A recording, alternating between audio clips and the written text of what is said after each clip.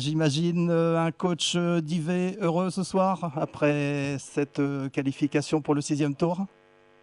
Oui, oui, heureux forcément. C'est des débuts de semaine qui sont toujours meilleurs quand on gagne le week-end, et notamment quand c'est cette compétition Coupe de France, puisque, comme j'aime à le répéter, il n'y a pas de rattrapage dans cette compétition. Donc pour nous amateurs, il faut attendre à chaque fois un an pour revivre ce genre d'émotions, et on sait combien ça peut apporter à des amateurs que de vivre pleinement cette coupe. Donc nous on est dedans, les joueurs ont l'air d'avoir compris et sont réellement concernés, et je pense ont envie de s'offrir une histoire dans cette compétition. Donc j'espère qu'ils iront au bout, j'irai de leur rêve, hein, même si je leur dis souvent ça reste réalité, dans le sens où tous les ans il y a des équipes de DH qui vont loin, hein, au-delà des 6e ou des 7e tours, et pourquoi pas eux. Après ça se mérite et il faut avoir envie de se l'offrir, quoi.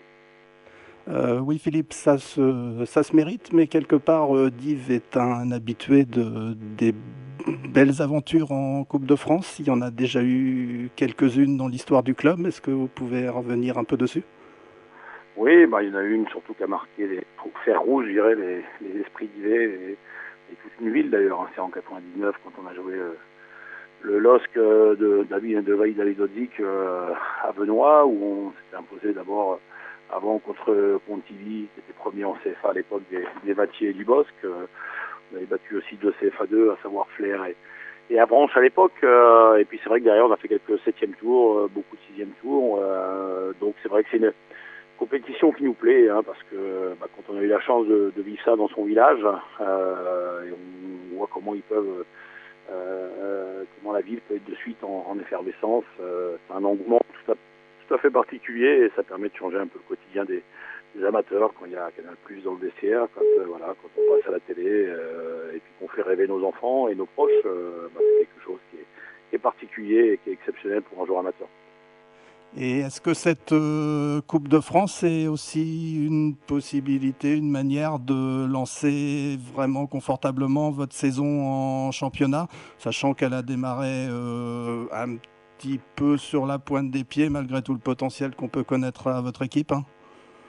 Oui, oui. De toute façon, c'est toujours une dynamique, hein, comme par hasard. Et bon, j'ai assez d'expérience pour en parler, mais les semaines où on est en Coupe de France, tant qu'on est qualifié, il y a moins de blessés qu'à l'habitude, il y a moins d'absences qu'à l'habitude.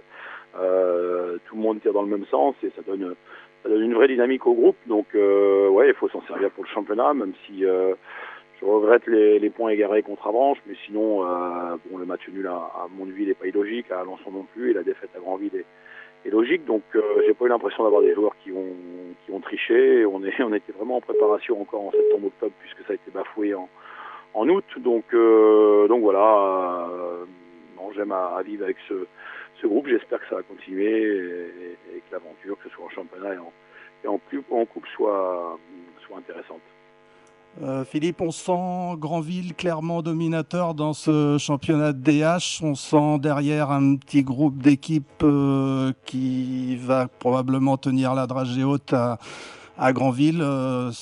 Bayeux, Dives, Alençon, Mondeville.